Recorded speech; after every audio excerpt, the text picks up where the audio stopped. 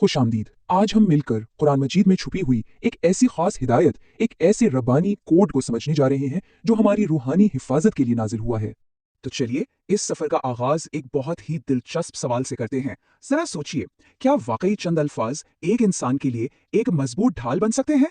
इसी सवाल का जवाब आज हम ढूंढने निकले हैं। अच्छा, तो इस पूरी बात को समझने के लिए हम सबसे पहले रूहानी मुदाफियत यानी स्पिरिचुअल इम्यूनिटी के तस्वुर को देखेंगे।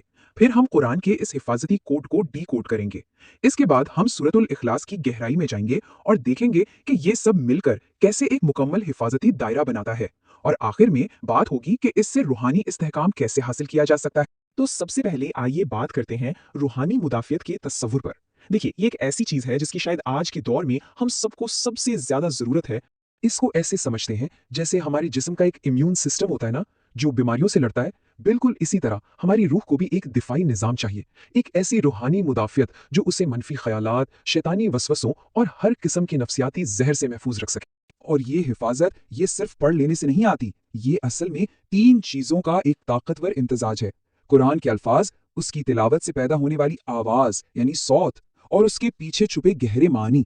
जब ये तीनों चीजें एक साथ मिलती हैं तो एक ऐसी जबरदस्त रूहानी ढाल बनती है जिसको तोड़ना नामुमकिन हो जाता है।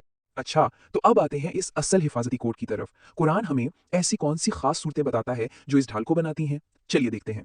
इस कोड की बुनियाद, इसकी दलील नबी अकरम सल्लल्लाहु अलैहि वसल्लम की इस हिदायत में मिलती है। ये सिर्फ एक वजीफा नहीं है, ये हर रोज सुबह और शाम हर किस्म की शर के खिलाफ एक नाकाबिल तस्खीर किला तामीर करने जैसा है। तो यहाँ हम देखते हैं कि ये तीनों सूरतें मिलकर एक मुकम्मल दिफाई निज़ाम कैसे बनाती हैं।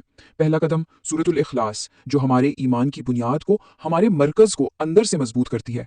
फिर आती है सूरतुल फलक, जो बाहर से आने वाले खतरात से बचाती है। और आखिर में सूरतुल नास, जो हमारे अंदर के दुश्मन यानी वसवसों और बेचैनी का दरवाज़ा हमेशा के लिए बंद कर देती है। चलिए अब इस रूहानी किले की बुनियाद को, इस पूरे हिफाजती निज़ाम के मरकज़ को यानी सूरतुल इखलास को ज़रा गहराई से देखते हैं। इस सूरत का आगाज, इसका पहला लफ्ज ही एक इतना ताकतवर ऐलान है। ये सिर्फ एक जुमला नहीं है, ये एक पूरा आलमी नजरिया है जो हर तरह के शिर्क और खौफ की जड़ काट देता है। यहाँ से हर चीज की बुनियाद रखी जाती है। और ये लफ्ज कुल यानी कह दो, ये सिर्फ कहने का हुक्म नहीं है, ये एक हुक्म है कि इस सच्चाई को अपनी जुबान से अदा करो और अपने दिल में पत्थर की लकीर की तरह नक्श कर लो। जब कोई ये ऐलान करता है तो वो अपने अंदर पनपने वाले हर शक और हर खौफ को खत्म कर देता है। इसके बाद जो आयत आती है वो हमें अल्लाह के एक बहुत ही गहरे और जामे नाम से मिलवाती है, अस-समद। इसका मतलब है वो ज़ात जो किसी की मोहताज नहीं, लेकिन हर चीज़ उसकी मोहताज है। अब्दी पनाहगा, ये एक लफ्ज़ हमारे इन्हिसार के तस्वुर को बिल्कुल बदल के रख देता है। इस तस्वुर को ऐसे देखें जैसे अस-समद एक खला का मरकज़ हो, हर ज़रूरत, हर उम्मीद, हर पुकार उसी की तरफ खींची चली आती है। जब ऐसा होता है तो खैर अल्लाह पर यानी अल्लाह के सिवा किसी और पर इन्हिसार का दरवाज़ा ही बंद हो जाता है। और जब ये दरवाज़ा बंद होता है तो रूह को अपना असली, अपना हकीकी मरकज़ मिल जाता है। फिर आगे फरमाया, लम यलिद वलम यूलद, यानी ना उसने किसी को जन्म दिया और ना उसे किसी ने जन्म दिया। ये आयत इंसानी जहन को वक्त और जगह की कैद से आज़ाद कर देती है। ये अकीदा उस वसवसे का जवाब है जो कहता है तुम अकेले हो, कौन तुम्हारी मदद करेगा। इस आयत का पैगाम है कि मदद उस ज़ात से आती है जो हमेशा से है और हमेशा रहेगी, जो मखलूक की हुदूद से, उसकी कमजोरियों से बिल्कुल पाक है।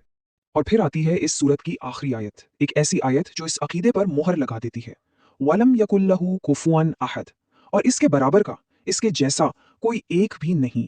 ये इस किले का आखिरी दरवाजा है। ये इस दरवाजे को हमेशा के लिए बंद कर देता है जहां से शैतान अपना सबसे पुराना वार करता है। वो वार क्या है? मखलूक को खालिक के बराबर लाकर खड़ा करना।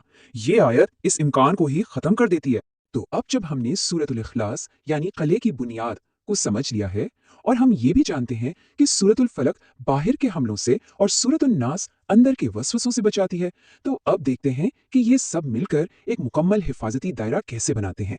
एक ऐसा दायरा जो हमारे ईमान को हमारी नफ्सियाती सेहत से जोड़ता है।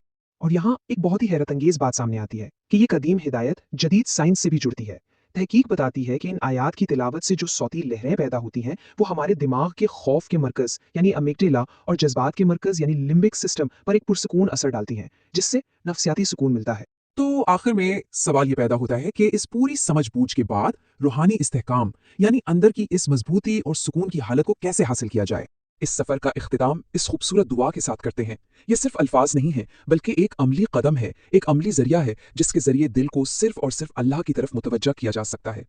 اور اس کے ساتھ ہم اس گفتگو کو اس سوال پر چھوڑتے ہیں کہ اس روشنی میں اپنی روحانی حفاظت کو یقینی بنانے کے لیے ہم کیا عملی اقدامات اٹھا سکتے ہیں۔ یہ ایک ایسا سوال ہے جس پر غور و فکر کرنا ہم سب کے لیے لازم ہے۔